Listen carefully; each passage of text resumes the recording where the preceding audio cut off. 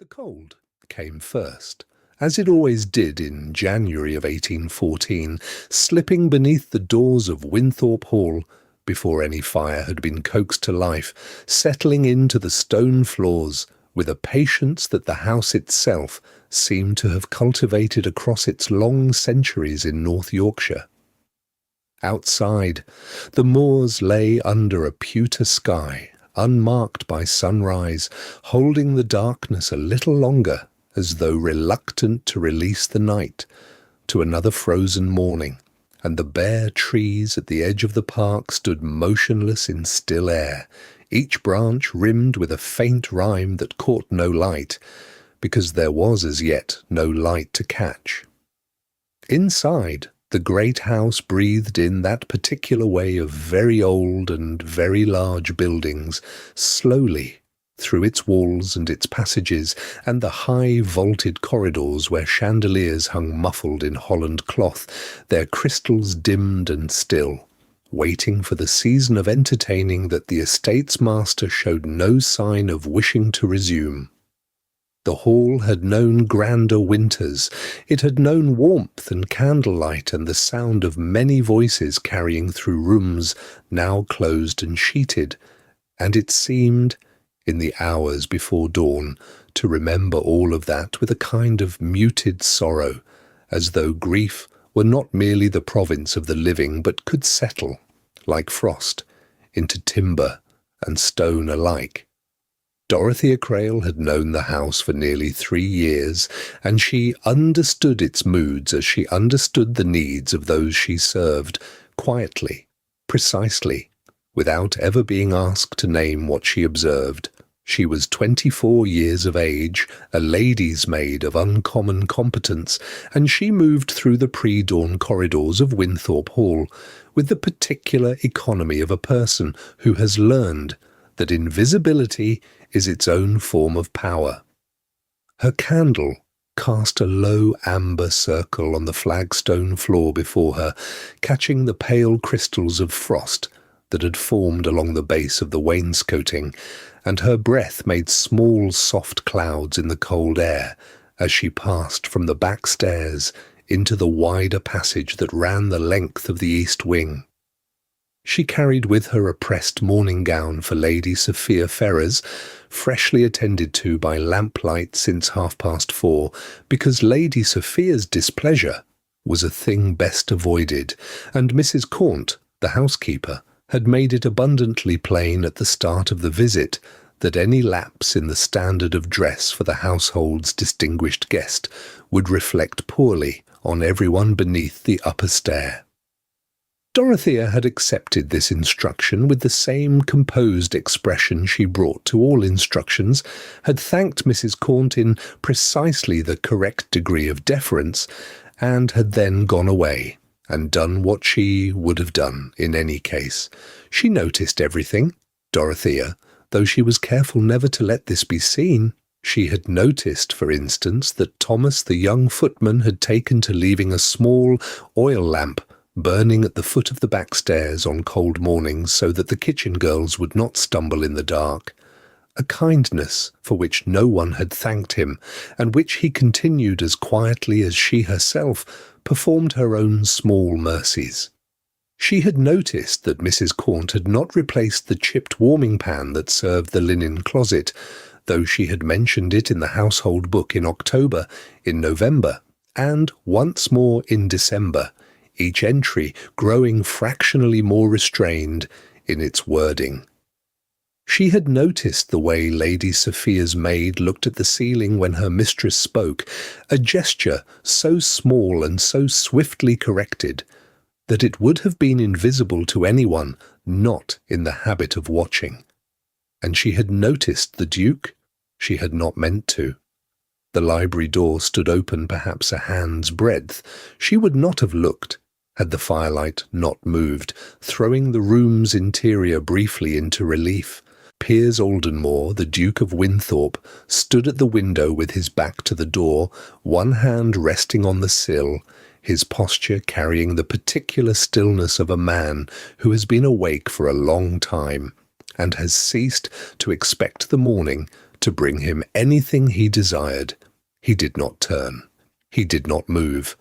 The fire shifted, and the door's angle was wrong for any further observation, and Dorothea Crale walked on through the cold corridor, with her head correctly forward, and her expression unchanged, carrying the pressed gown carefully so that not a fold of it should be disturbed, carrying also, without choosing to, the image of a solitary man standing at a window in the dark. The smell of beeswax and cold stone filled the entrance hall of Winthorpe Hall on the morning of the 7th of October, 1814, when the first carriage wheels ground across the gravel sweep, and the household drew itself upright, with the particular tension of a house that has long been quiet, and does not altogether welcome the ending of that quiet. 3 days prior, the Duke of Winthorpe's younger sister had pressed him at breakfast until he had agreed, in a tone that invited no celebration, to open the house for a fortnight's party. And so the footmen were deployed, the holland covers pulled from the drawing-room chairs, and fires were lit in chambers that had breathed nothing but cold air since the late Duchess had drawn her last breath 2 winters past. Winthorpe Hall did not dress itself for company with any gladness. It submitted. Piers Aldenmoor, the Duke of Winthorpe, stood at the head of the stone steps to receive his guests with the expression of a man discharging a duty he had long since ceased to find meaningful. He was 32 years of age, tall and lean in the way that grief makes a man lean, as though sorrow had quietly taken some necessary substance from him and not returned it. He spoke to arrivals in complete sentences, never more than 3, and inclined his head at precisely the angle courtesy required, no more, no less.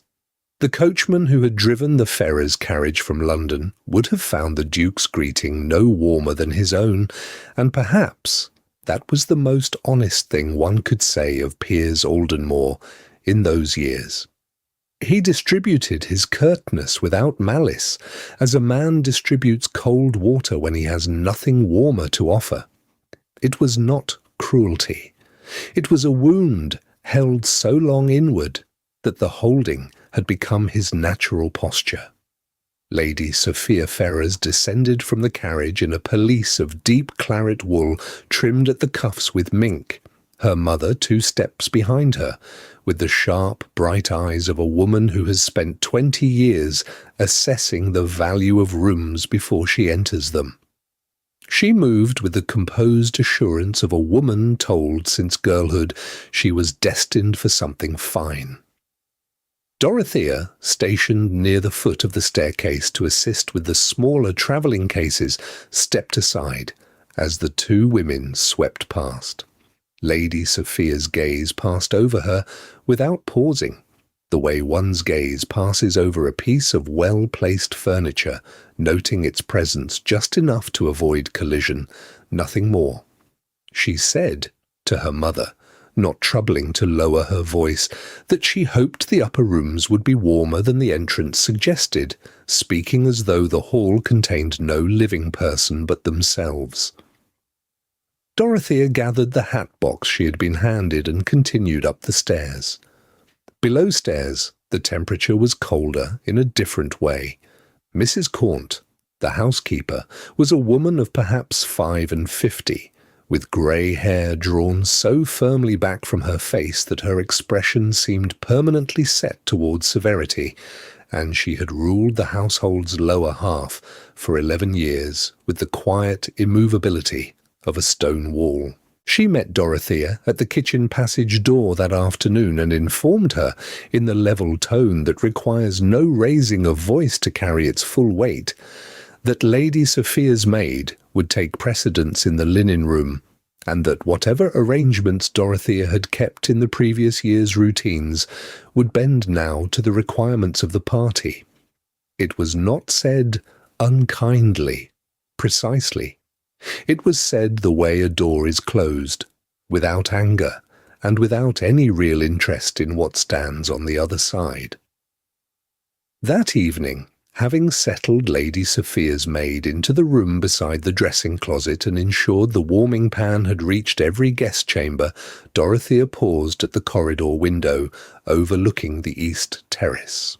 Below, in the last grey light of an October dusk, the Duke of Winthorpe stood alone on the flagstones, his coat collar up against the chill, looking out over the grounds rather than back toward the lit windows of his house.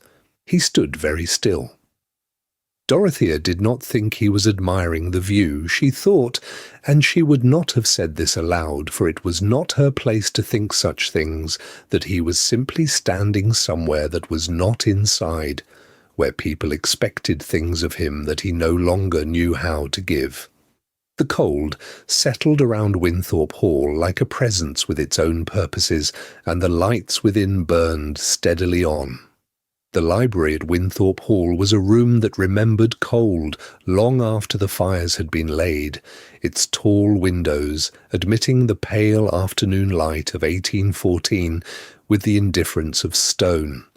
And it was into this chill that Dorothea Crale came on a Tuesday with a coal scuttle and the quiet step of one who had learned early that rooms belonging to greatness were best moved through without sound.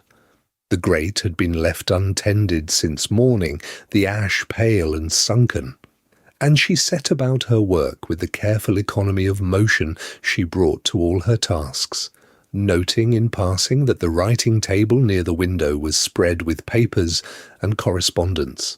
As it often was when the Duke had been at work before riding out, the small disorder of a man who thought in straight lines but lived, she suspected, in something altogether more tangled and more private. She did not mean to look, and she did not, precisely, look. Yet as she straightened from the grate, her left hand still darkened with ink from the 3 hours she had spent that morning copying the household linen inventory for Mrs. Cornt. A folded letter slipped from the edge of the writing table and settled on the hearthrug not 2 feet from where she stood, opened by the fall to its first line. She hesitated for the span of a single breath, then knelt to retrieve it, because a letter left upon a hearth is a letter that may be scorched if the grate flares, and she told herself this was the only reason she looked at the salutation as she lifted the page. "My dearest Piers," the hand read, and the ink was a woman's, fine and slanted, and no more than that did Dorothea read before she folded it carefully and set it back upon the table, pressing it gently beneath the brass paperweight, shaped like a lion that had always struck her as too fierce a thing for so quiet a room. She had smoothed it straight, and her hand was still upon it, when she heard the door. Piers Aldenmoor, Duke of Winthorpe, was a man whose silences had weight, and the silence that fell between them now was heavier than most, for she had not had time to step away from the table, and his eyes moved from her face to her hand, to the letter, and back again, in one swift, practised survey that she recognized as the survey of a man who has been disappointed often enough to look for proof before offering trust. She did not speak first, and she did not remove her hand in haste, because haste would have resembled guilt, and guilt she did not carry. She simply met his eyes and said, with the directness that had always sat strangely in a maidservant, that the letter had fallen, that she had read only the greeting, and that she had not meant to read even that much. He said nothing for a long moment, and she watched him weigh her, the way one weighs a coin of uncertain mintage, uncertain whether it will hold its value in the light. It was then, she thought, that his gaze moved to her hands, and she was aware, as she had not been until that moment, of how plainly the ink betrayed her, dark beneath her nails, a long smear along the side of her right forefinger, where the quill had slipped that morning over a column of numbers she was required to render into words. She had been copying the linen inventory, 6 tablecloths of the better Holland cloth, 4 dozen napkins, the older linens to be counted and reported in full, a task given to her, because her hand was neat and her arithmetic reliable, qualities that Mrs. Cornt acknowledged with the particular sourness of one compelled to admit that a person beneath her has an aptitude she had not anticipated. He did not send for Mrs. Cornt. He crossed to the writing table and took up the letter himself and slid it into the inner breast of his coat, without looking at Dorothea again, and she gathered her scuttle and her quiet and moved toward the door, and the room held its breath behind her, and she did not all the long way down the servants' stair understand why he had chosen to keep his silence. The wind that found the attic passage at Winthorpe Hall in the autumn of 1814 was a particular kind of cold, the sort that did not gust so much as settle, pressing itself flat against plaster and stone as though it meant to stay the season. It was into a room at the end of that passage, the narrowest, the farthest from the kitchen flues, the one whose single window looked not upon the gardens but upon the grey wall of the stable block, that Mrs. Cornt directed Dorothea Crale on the morning after her arrival without explanation and without apology. The housekeeper carried her ring of keys as a magistrate might carry a seal, and she set the room's purpose before Dorothea, with the same economy she would have applied to any other domestic arrangement: a narrow bed, a basin stand, a tallow candle already burned halfway. There was no fire grate. Dorothea thanked her. The second morning, Mrs. Cornt appeared in the doorway of the pressing room at 4:15, before the kitchen fire had been properly laid, and she placed in Dorothea's hands the ivory silk evening gown that belonged to Miss Cavendish, eldest niece of the house. It was a gown Dorothea had pressed the previous evening to a finish she had found entirely satisfactory, each seam flat, each gather smooth, the hem lying with a quiet evenness that the candlelight had confirmed twice over. Mrs. Cornt said only that it wanted doing again. She did not gesture toward any flaw. She set the gown across the board and departed, the keys at her belt offering the only commentary, a small, cold chime, as she turned the corridor. Dorothea stood before the pressing iron and understood the instruction for what it was. Not a correction of work, but a correction of bearing, a reminder that composure in a housemaid reads to certain minds as an impertinence requiring remedy.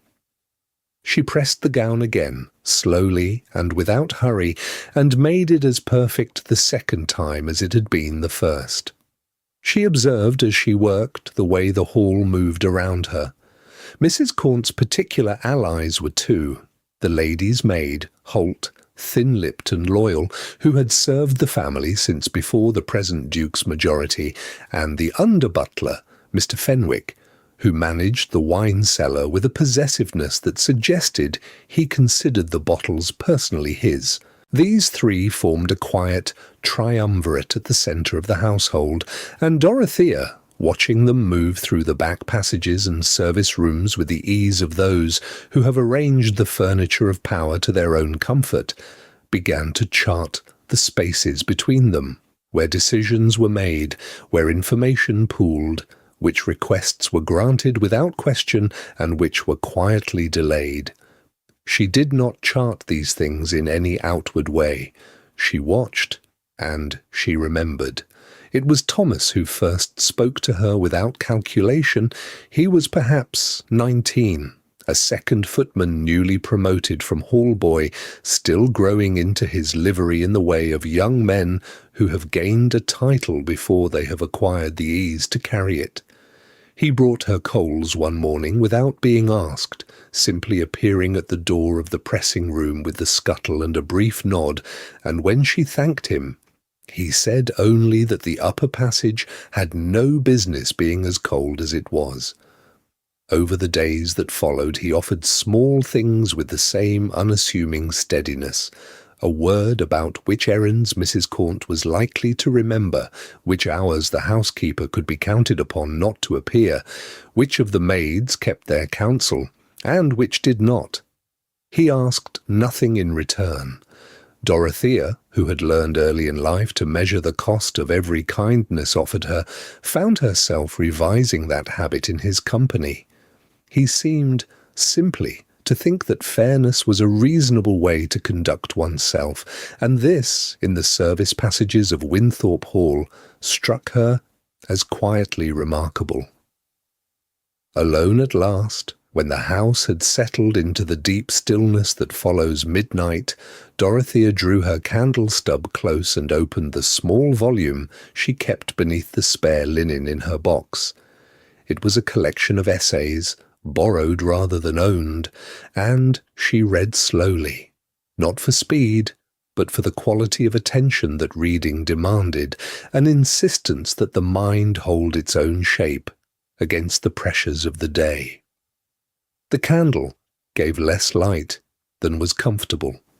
She read by it anyway while outside the stable clock marked the half-hour, and Winthorpe Hall breathed around her in the dark, vast and indifferent, and she kept her small, private vigil over the page.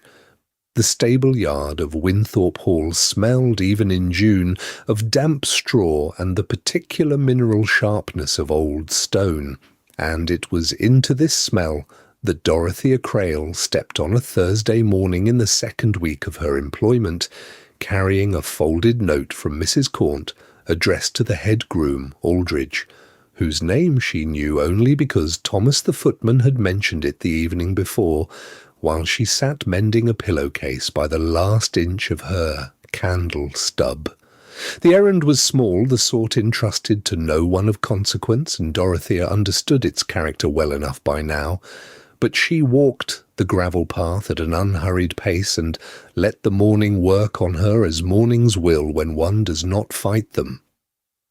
The chestnuts along the eastern wall were in pale flower, and a single blackbird was addressing the cloudless sky above the clock tower, and for a moment Winthorpe Hall was not a place of cold rooms and measured silences, but simply an old English house standing in its grounds, belonging, as all old houses do, less to any duke than to time itself. She had nearly reached the stable block when she heard hoofs on the far drive, uneven and halting, the unmistakable rhythm of an animal favouring one leg, and she stopped at the gate to watch. The horse that came into the yard was a tall grey, a hunter by his build, and he was moving with a cautious reluctance that told anyone who knew horses everything they needed to know before the leg was ever examined. The Duke of Winthorpe was in the saddle, unhelmeted, his dark hair disordered by what must have been a long and perhaps faster ride than intended, his coat carrying the honest dust of the lanes north of the park. He dismounted cleanly, with no sign of injury to himself, and stood at the grey's head, and ran one hand along the jaw in that particular way that is not affection, precisely, but something older. The instinct of a man who has grown up among horses and never entirely left them. Aldridge was not in the yard. A stable boy appeared briefly in the tack-room doorway, saw the Duke, and vanished again in the manner of one who prefers not to be first to meet a difficulty. Dorothea might have done the same. She had a note to deliver and a household of tasks waiting, and no appointment with any of this. Instead, she set Mrs. Gaunt's letter on the gatepost, smoothed her apron once, and walked into the yard. She went to the Greys off 4 without making any occasion of it, crouching in the way her father had shown her when she was 9 years old, and already certain that horses were the most honest company a person might keep. He had maintained a modest yard of 5, and he had taught her to read a leg before she could read a letter.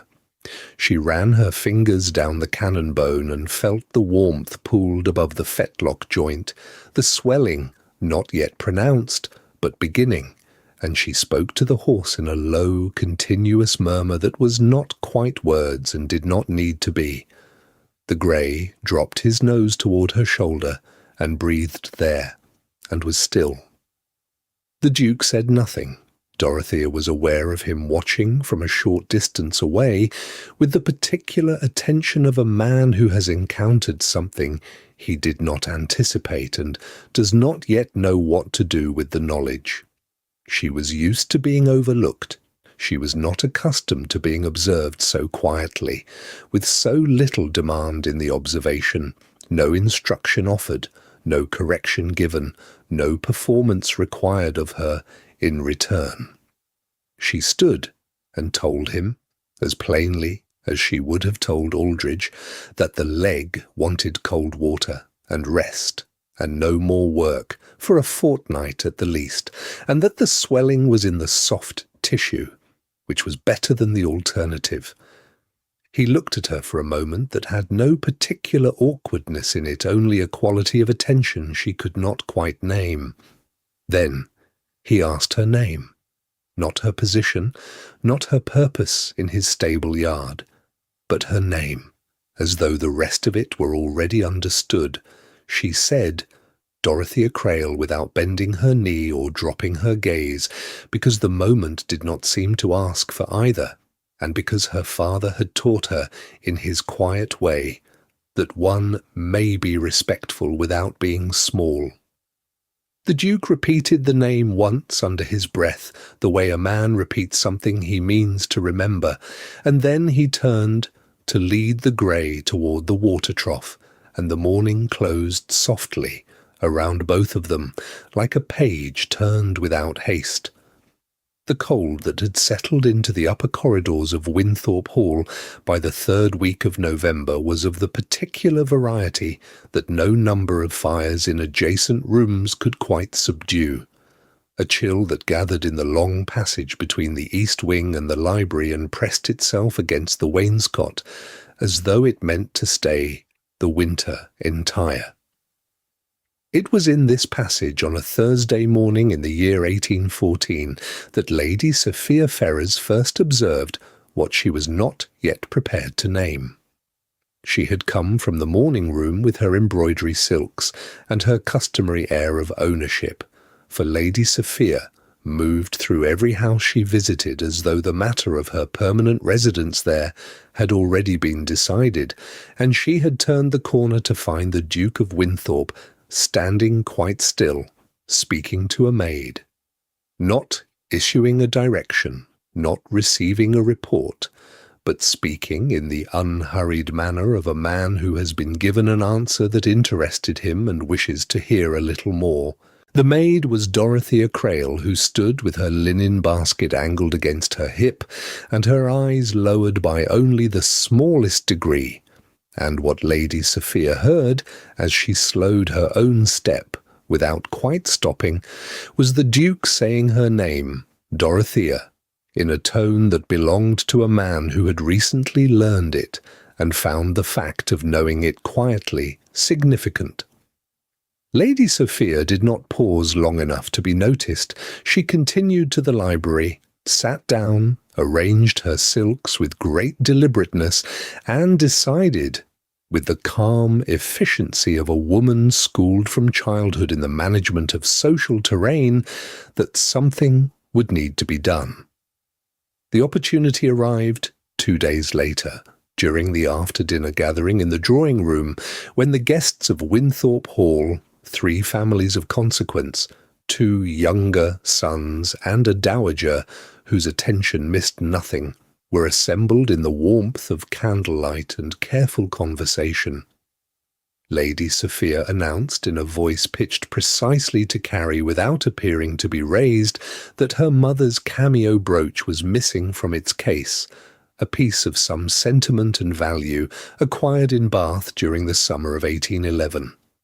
The announcement fell with the deliberate weight of a stone dropped into still water, and Lady Sophia, with the timing of someone who had rehearsed this in the quiet of her own chamber, let her gaze settle briefly on Dorothea, who had been passing with a tray of refreshments at the threshold of the room. It was not an accusation in words. It did not need to be. The assembled company understood. Dorothea set the tray down without a tremor. She did not deny. She did not appeal. She stood with her hands folded before her, and her expression arranged into something that was neither guilt nor defiance, but a species of contained dignity that Lady Sophia had not anticipated and which, for one unguarded moment, she found unnerving. The housekeeper was summoned, the matter discussed in muted language, and Dorothea was excused to her room to await the outcome. Thomas, the footman who had worked alongside Dorothea since her first week at the hall, was a practical young man with a sharp eye, and a thorough knowledge of where guests set down their belongings. It took him less than a quarter of an hour, once the drawing-room had emptied, to locate the brooch. It lay in the inner pocket of Lady Sophia's own travelling case, the gold clasp catching the faint light from the corridor. Thomas brought it to Dorothea, who looked at it in his palm without speaking for a time that stretched comfortably past what most people would have filled with words, and then told him to return it quietly to Lady Sophia's case in the morning, as though it had been found slipped behind the lining. She asked him to tell no one. Thomas did as she asked, but when the Duke, in his quiet and methodical way, asked him a day later whether he knew anything of the matter, Thomas found he could not give a complete untruth, and so he offered instead something partial and carefully chosen, the kind of partial account that a careful listener might hear as more than its words. Piers Aldenmoor was a careful listener. He asked no further questions that evening, but later, alone in his study with the fire burning low and the house grown still around him, he found himself reviewing what he knew of Dorothea Crale, which was not yet very much, and what he had observed, which was beginning to be rather more, and the quiet accumulation of these two things settled in him like a stone finding the floor of still water, undramatic and perfectly precise. The candle Dorothea carried was only a stub, its flame drawing thin against the corridor's cold, and the book she held pressed against her chest was heavier than its pages warranted, a small guilt, a small pleasure, the weight of having borrowed it 3 days longer than she ought. And Winthorpe Hall at midnight was a different country from the house she served by daylight. The marble floors gave back the tap of her slippered feet in single echoes. The portraits along the east passage held their faces in shadow, too deep for judgment, and the cold that had settled into the stones since October felt less like chill than like patience, the house waiting to see what a housemaid did when no one was watching, what a housemaid felt when there were no instructions left to follow. She had told herself she needed only to return the volume to its shelf and slip back to her room before the last bell. She had not told herself what she truly needed, which was to hold something beautiful for one more quiet moment before sleep claimed her, and morning returned with all its distances intact. The library door stood ajar. She had not left it so. Dorothea stopped on the threshold, her candle throwing a small corona against the dark, and saw him. The Duke of Winthorpe sat in the winged chair nearest the grate, one long leg crossed over the other, a glass of something pale resting forgotten on the arm. No book, no letter, no occupation of any kind, only a man sitting in the last warmth of a fire that had burned down to its orange embers, not asleep, not quite awake, looking into the coals as though they were keeping something from him. He did not hear her at first. She could have retreated. She measured the distance back to the corridor and found herself still standing where she was. When he looked up, there was no surprise in his face, only a slow attending, as though he were resolving a shape in low light. He said nothing for a moment, then quietly, so that the words barely disturbed the silence, he said, that she was welcome to return the book. She stepped inside. The warmth of the dying fire reached her as something almost tender, and she crossed to the shelves and found the gap where the volume belonged, a slender collection of letters written by a woman of the previous century, someone who had pressed flowers between the pages and underlined passages in a hand that was not Dorothea's and was not the Duke's. She fitted the book back into its place, and then, because he had not sent her away and because she did not trust herself to find the right words for departing, she remained beside the shelf with her hands folded. He asked whether she had found it worth the reading. She said she had, very much. She said the letters were written with a great deal of feeling, but without self-pity, which she thought was a difficult balance to hold, and she believed the woman who had written them must have known some considerable loss. A silence came after that, and she did not try to fill it. The fire settled, releasing a small breath of ash, and outside the tall windows, the frost that had arrived with December pressed itself against the glass without entering. Piers Aldenmoor turned the empty glass in his hands once and then set it on the floor beside the chair. When he spoke again, his voice had the quality of something said in the dark, because the dark makes truth easier to carry. He told her that the book had belonged to his wife, that Margaret had read it the winter before she died, that she had been 31 years old, and had said those letters felt like a conversation between her own past and present selves.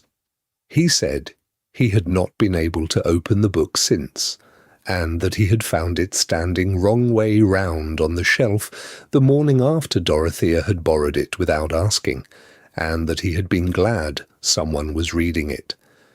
He did not look at her while he said this. She understood that she was not meant to answer it, only to receive it, the way one receives something fragile that has been handed over in two hands. She said, at last, that Margaret had chosen well. He did not reply, but the quality of the silence changed in some small, irreversible way, as though a room had been aired that had been closed too long. And when the last ember in the grate dimmed from orange to grey, Dorothea took up her candle stub, said "Good night," in a voice that was barely a voice, and slipped out of the library and back through the cold corridor toward the servants' stair, carrying nothing now except the warmth of a fire that was already going out behind her. The gravel of the front drive announced him before any footman could. That particular crunch of iron-shod wheels that Winthorpe Hall had heard 1,000 times, yet still contrived to make the drawing-room curtains stir as though the house itself were drawing breath. It was 3:30 on a pewter afternoon in November of 1814, the kind of afternoon that sets the candles burning early and fills the corridors with the smell of tallow and cold stone, when the carriage of Mr. Aldous Crale rolled to a stop beneath the portico, and the man himself stepped down with the unhurried ease of a gentleman who considers every threshold an inheritance merely delayed. He was perhaps 38, with a lean and pleasant face arranged into an expression of perpetual goodwill, the sort of face that invites confidence precisely because it costs the wearer so little to produce. He carried with him, beneath a greatcoat of excellent wool, a small leather satchel said to contain letters of business, the entail of Winthorpe, its acreage and its tenant farms, being a matter that interested Aldous Crale considerably, for his own debts in London were approaching the sum of £6,000, and the estate, should the Duke die without issue, would resolve a great many of those difficulties at a single stroke. Dorothea heard his name spoken in the hall below, and felt, beneath the ordinary surprise of an unannounced guest, something quieter and stranger. She knew that name had grown up alongside its weight, for her own father, a solicitor of modest repute in Hereford, had once done Aldous Crale a service she did not fully understand, some matter of documents and discretion conducted in the year 1806 and never revisited aloud. The coincidence of surname between herself and the Duke's cousin was precisely that. A coincidence, the sort of small collision that a larger country might have prevented, but that England, with its finite pool of old family names, produces in quiet abundance. She had not sought a connection to Winthorpe Hall through Aldous Crale, had not even thought of him in the 3 months she had been in service here. And yet now, descending the back stair, with fresh candles for the morning room, she came face to face with him, in the passage beside the library, and she watched the moment of recognition move across his pleasant features like a ripple crossing still water. He said her name, not Miss Crale, simply Dorothea, as one recalls the name of a useful instrument, and smiled with the warmth of a man to whom other people's discomfort is a kind of currency.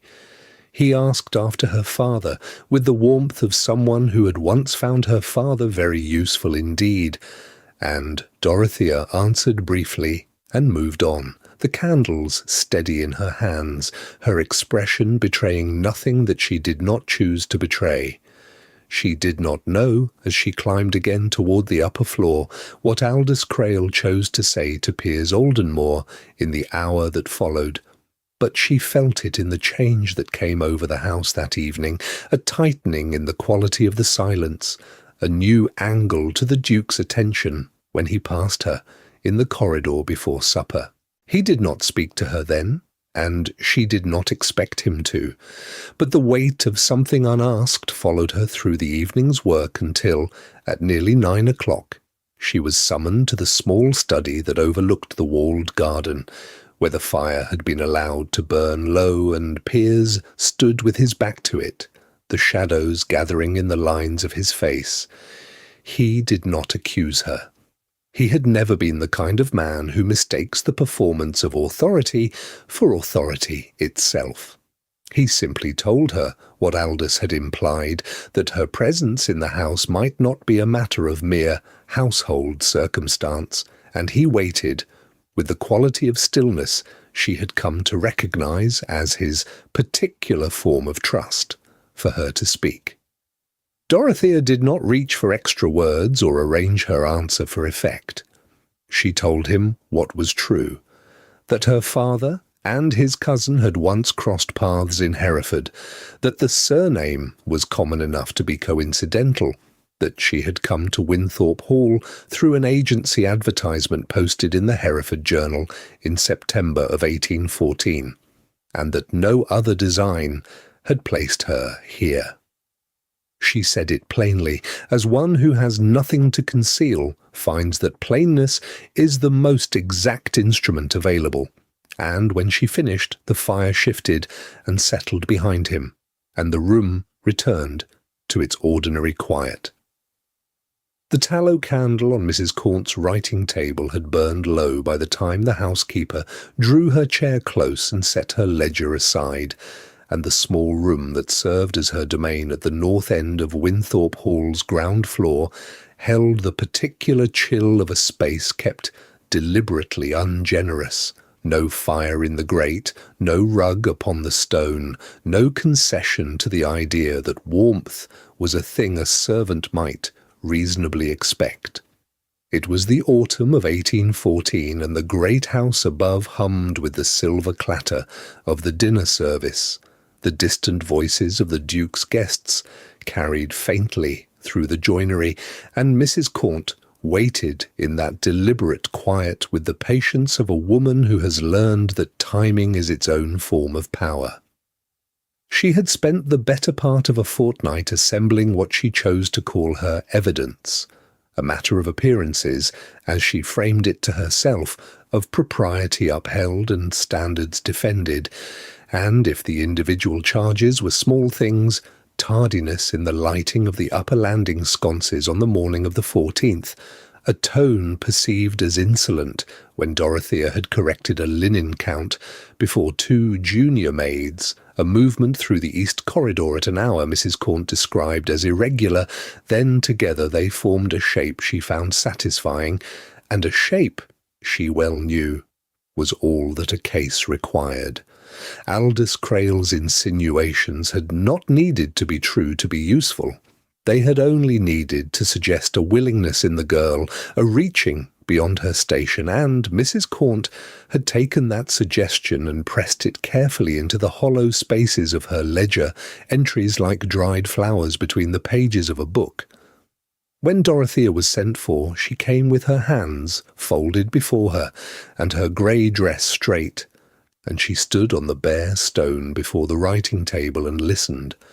Mrs. Cornt read from her notes with the measured pace of a magistrate, pausing at each item not for response but for effect, and the charges accumulated in the cold air of that room with a kind of terrible neatness, tardiness, insolence, impropriety, and at last the word that carried the most weight in any household, that prided itself on discretion: unsuitability.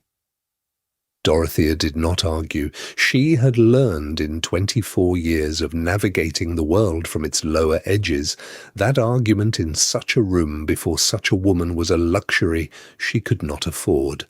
And so she stood with her chin level and her breath even, and received the verdict as one receives a sentence already written, knowing that the composure itself was the only dignity left to her. She was given a fortnight's notice in lieu of a formal letter of character, and Mrs. Cornt set down her pen and folded her hands and regarded Dorothea with the mild satisfaction of a woman who has concluded a piece of necessary administration. Dorothea said, very quietly, that she understood, and then she withdrew. The passage outside the housekeeper's room was unlit, and she stood in it for a moment with one hand resting flat against the cold plaster wall, and in that darkness, where no one could observe her, she allowed the composure to slip, not far and not for long, only enough that the grief could be acknowledged before it was put away again. It was a small grief, or perhaps it was a very large one, wearing the costume of a small one, the grief of having done nothing and been found wanting regardless, of having told the truth to a man who deserved it, and been punished by a woman who preferred convenient fictions. She pressed the heel of her hand against her sternum as though to hold something in place, and then she straightened, and the composure came back like a garment she had set briefly down.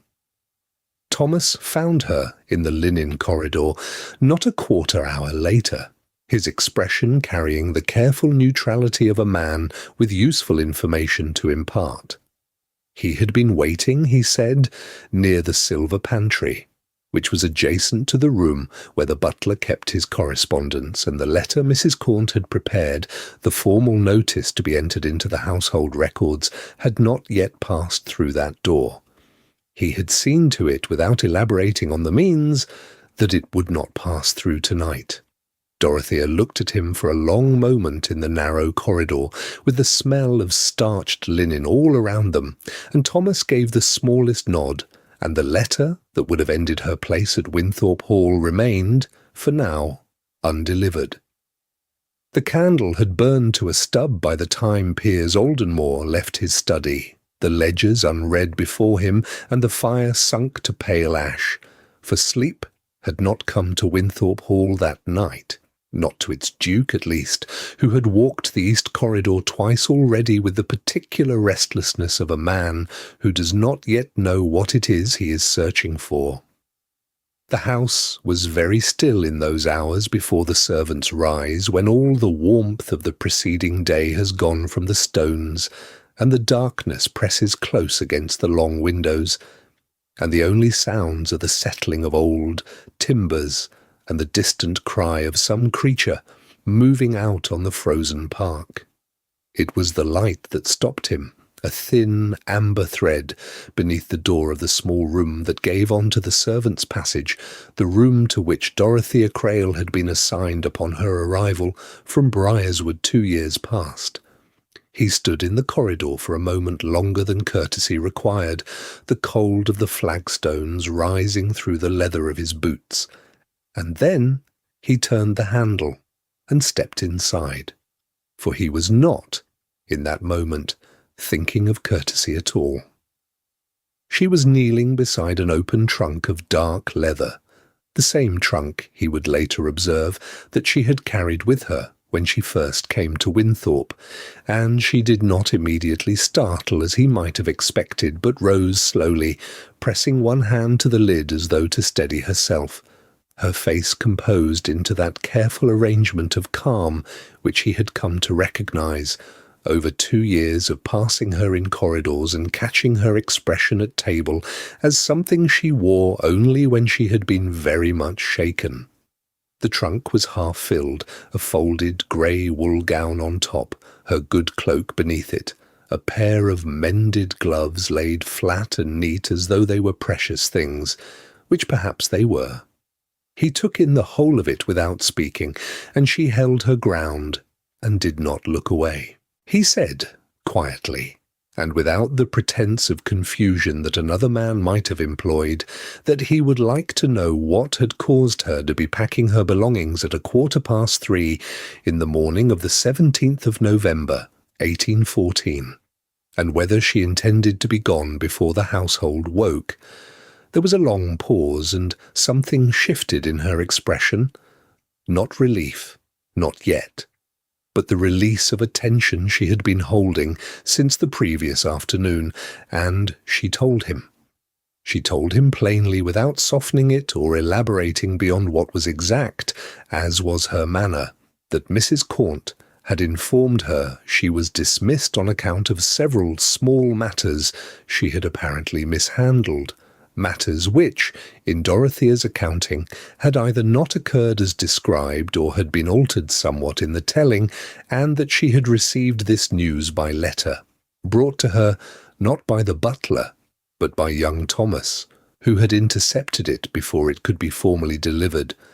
She told him that she had understood a dismissal to require no further explanation, and had set about packing accordingly, and that she had not imagined there was any remedy available to her, being a person of no consequence in the household, and that she had intended to seek a coach at first light from the village inn. Piers listened to every word of this account. He did not interrupt, and he did not offer the kind of measured sympathy that costs a man nothing to produce, but kept very still, with his hands clasped loosely before him, and his eyes fixed on her face, and she had the curious sensation as she reached the end of it, of having been genuinely heard, which was not a sensation she had often had occasion to record. He was quiet for a long moment after she finished, and then he said, in a tone which carried neither heat nor ceremony, that the dismissal was not valid, that he would speak to Mrs. Cornt in the morning, and that Dorothea was to unpack her trunk and remain at Winthorpe Hall for as long as she chose to remain. It was not an elaborate speech, and he did not linger to observe its effect, but turned and drew the door softly behind him, with the same unhurried ease with which he had entered, leaving her alone with the guttering candle and the half-open trunk, and the folded grey gown, and the singular, quietly radical understanding that, in 2 years of service at Winthorpe Hall, no one had ever before taken so much trouble on her behalf. The candles in the dining-room at Winthorpe Hall had been dressed with fresh wax that afternoon, and they burned now in long, steady columns above the polished mahogany, throwing a warm amber light across the assembled company, the crystal decanters catching it in slow, prismatic flashes, the silver epergne at the table centre wearing it like a crown. Outside, the June evening was settling into a gentled dusk, the last of the light lying flat across the lawns in broad pale sheets, and the swallows that had dipped and veered above the lake all afternoon had gone to roost in the eaves, leaving only the faint percussion of a distant bell, carried on the air from the village church below the hill. It was the final dinner before the guests departed, and the house seemed to know it. The footman moved more quietly than usual, the housekeeper had put out the better linens, and there was about the whole long table a quality of ceremony, as though Winthorpe Hall itself were marking something that had not yet been spoken aloud. Dorothea sat near the lower end as she had always sat, where the candlelight was thinner and the conversation reached her, mostly as an echo of louder voices upstream. She wore her grey merino, the gown that needed turning at the cuffs, and which she had not yet had the opportunity to turn, and she sat with the stillness of someone who has learned that stillness is a kind of shelter, and that to make no motion is to present no target. It was at the remove of the fish course, when the talk had grown easy with the second wine and Aldous had drunk rather more than he was accustomed to acknowledging, that he made his remark. It was not loud, and it was not wholly unkind in its framing, which was perhaps why he fancied it a witticism rather than a cruelty. He spoke of the peculiar situation of a woman who had come to a house as one thing, and remained in it as quite another, and he inflected the phrase with a lightness that was meant to pass for indulgence, and glanced toward Dorothea with the easy confidence of a man who has always found the room ready to follow his lead. The table did not follow. There was a brief pause of the kind that belongs to rooms which have heard something they cannot immediately account for, a pause in which the footman at the sideboard went on filling a decanter with great concentration, and Lady Sophia Ferrers set down her glass with a care that was almost deliberate, and Mrs. Cornt, at the far end, became occupied with the arrangement of her napkin. The silence gathered for perhaps 3 full seconds, and in that interval Aldous understood, by slow degrees, that he had miscalculated entirely. It was Piers who spoke. He said nothing at length, and he raised neither his voice nor the temperature of the room. He simply remarked, with the quietness of a man who has no need to establish authority because the room already knows where it resides, that Miss Crale was a guest at Winthorpe Hall, and was to be received as one. He did not look at Aldous when he said it. He looked, for one measured moment, at Dorothea, and whatever the assembled company might have read into that glance, the fact of it was plain enough. The Duke of Winthorpe had declined to let the remark pass, and in declining had made every other available response irrelevant. Dorothea looked at the tablecloth. The candles burned on.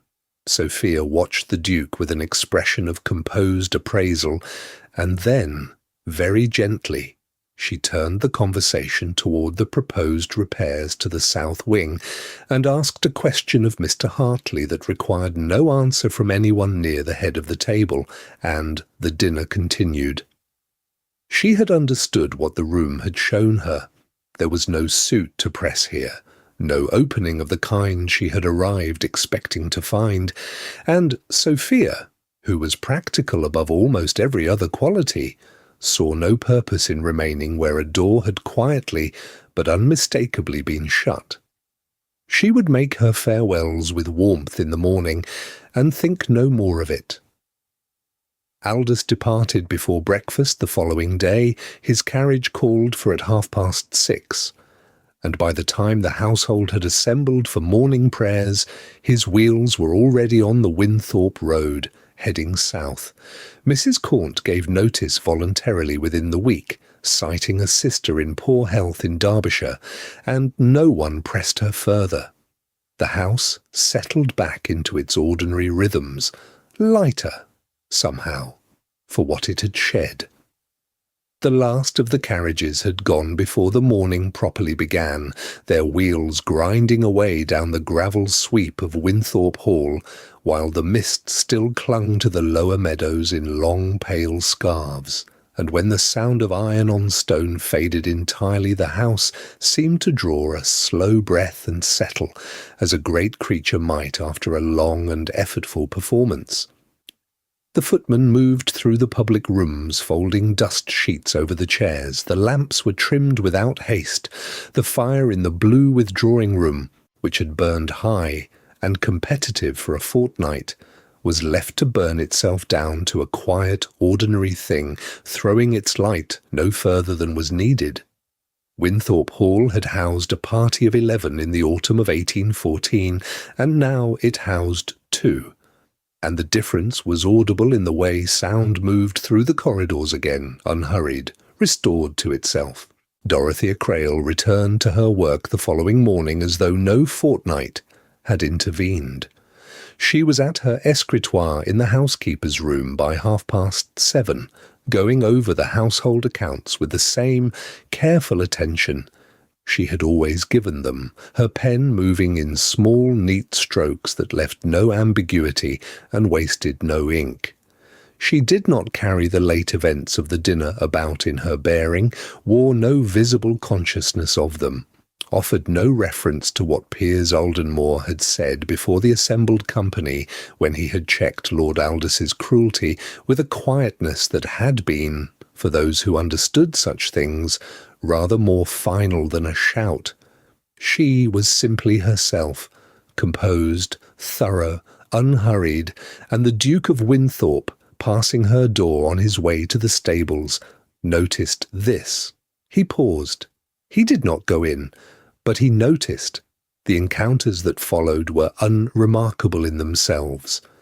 He ate his breakfast at the table in the small morning room rather than having it sent to his study, and Dorothea sometimes passed through on her way to consult with cook about the week's provisions, and there was a nod exchanged, a brief word about the weather or the stores of candles, nothing more. In the library one afternoon she was returning volumes to their proper places on the upper shelves, and he came in without announcement and worked at his correspondence by the east window, and an hour passed between them as gently as water, passing through a quiet channel, without friction or remark. In the kitchen garden, where she walked sometimes before the household was fully awake to check on what remained of the kitchen herbs beneath their cloth covers, she found him once, turning over the dark soil of a neglected bed, with a deliberateness that looked less like industry than like a man who needed to be occupied. It began with practical things. He asked her, one morning near the middle of October, whether she thought the east wing shutters ought to be replaced before the winter set in, as the estate carpenter had been pressing the matter for some weeks, and he had not yet made a decision.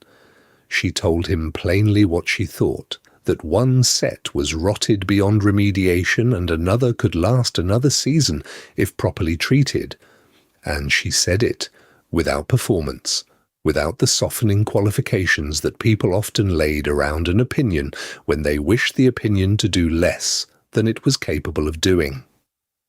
He thanked her and put the matter in motion.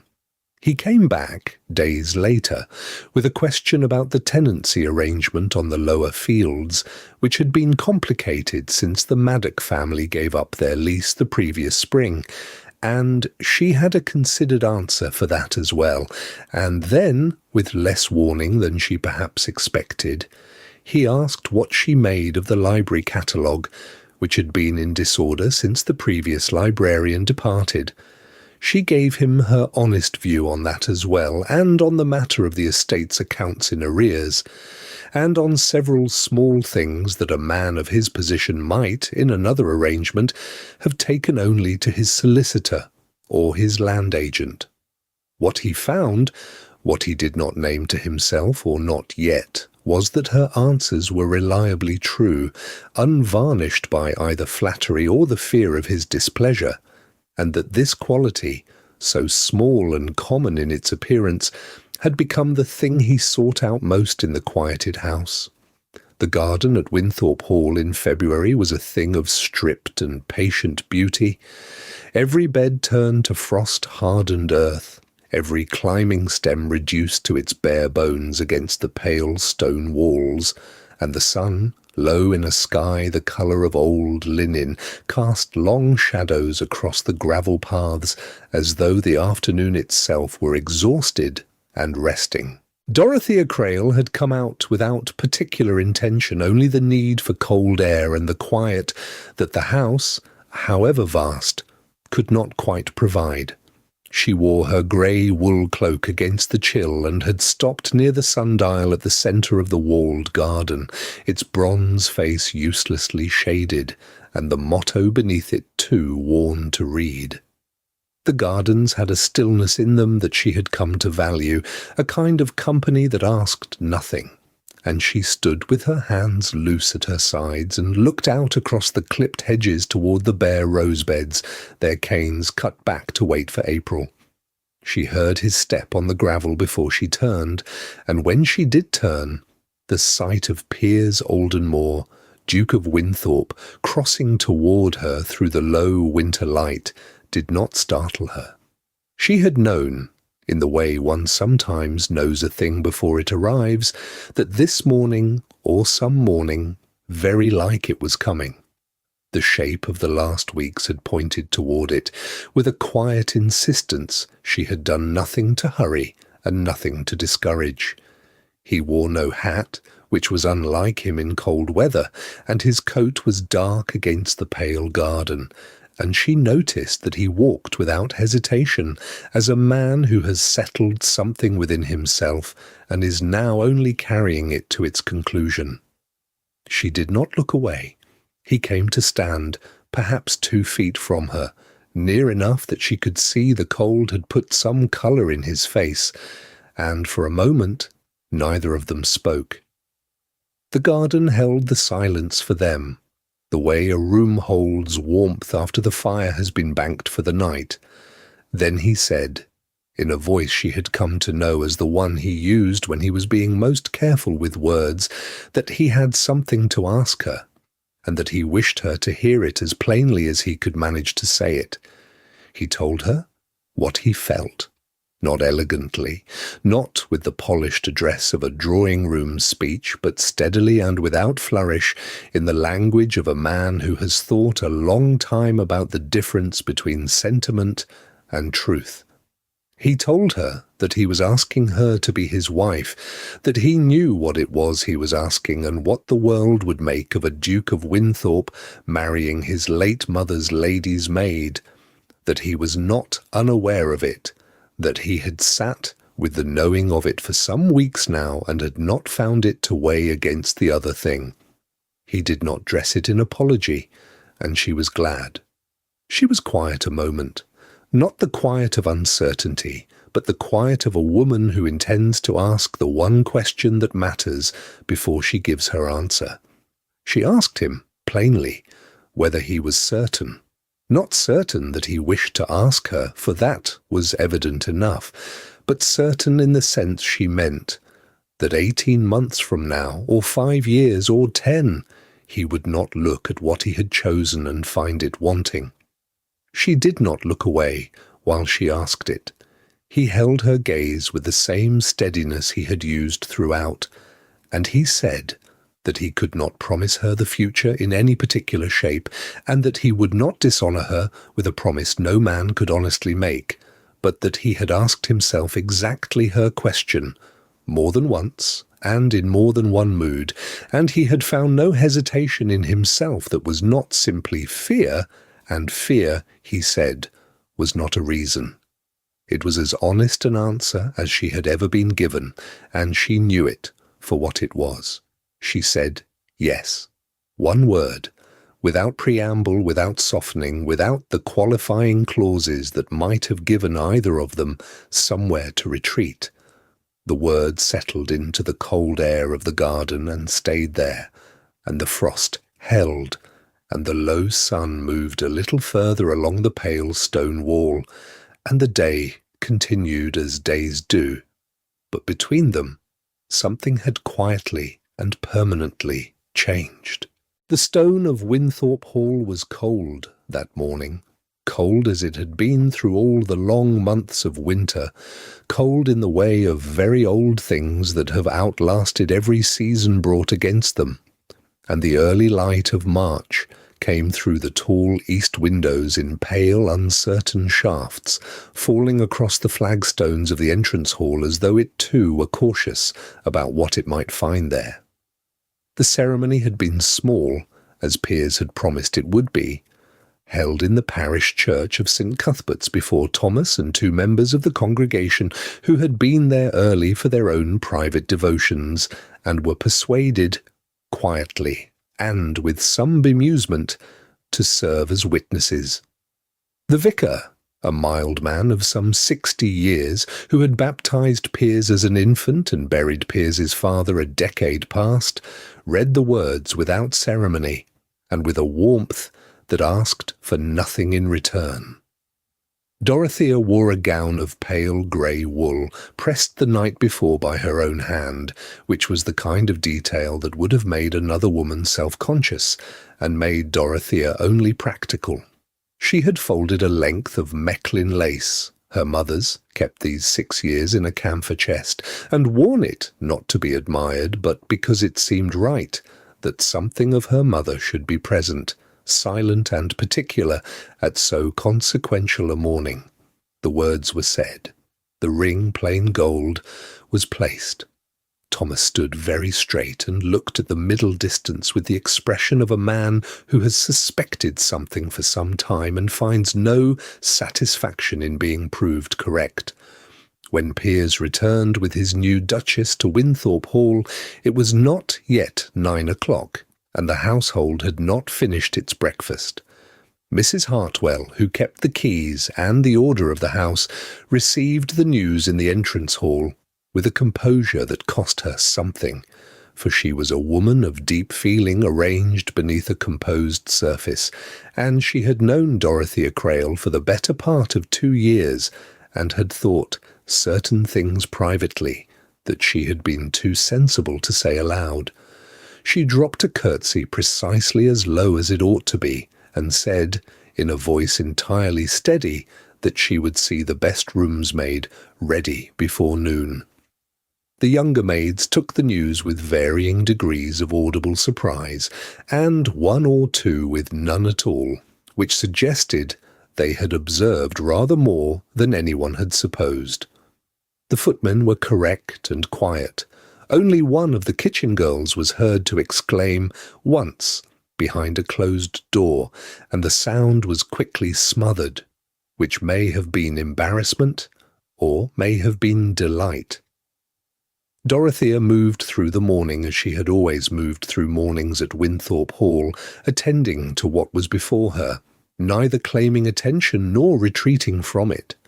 She did not perform the role of Duchess because performance was not her nature.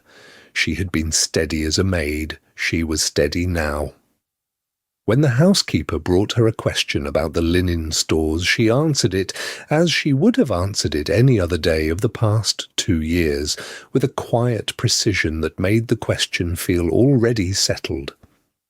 Piers watched her from the far end of the entrance hall, standing near the old oak table that had stood there since his grandfather's time, and he felt something he did not immediately have a word for, something quieter than joy, and more lasting, something that had to do with the house itself. Winthorpe Hall had been a grand and cold and somewhat lonely place for as long as he could remember, full of portraits of people who had ceased to be warm, full of rooms that rang with absence. He had the impression, standing there in the thin March light, that the house had been waiting for something it could not have named, and that it had stopped waiting now. In the late afternoon, when the household had settled into a new and still tentative arrangement of itself, Dorothea found herself alone for a moment in the north corridor, where the stone of the original Tudor wing showed through the plaster, rough and very old, darkened by 3 centuries of cold and firelight. She pressed her palm flat against it. It was cold, as it had always been, as it would be long after her, but it was solid, and it was hers. And she stood there, in the quiet of the early spring evening, her hand warm against the ancient stone, and she was, at last, entirely at home.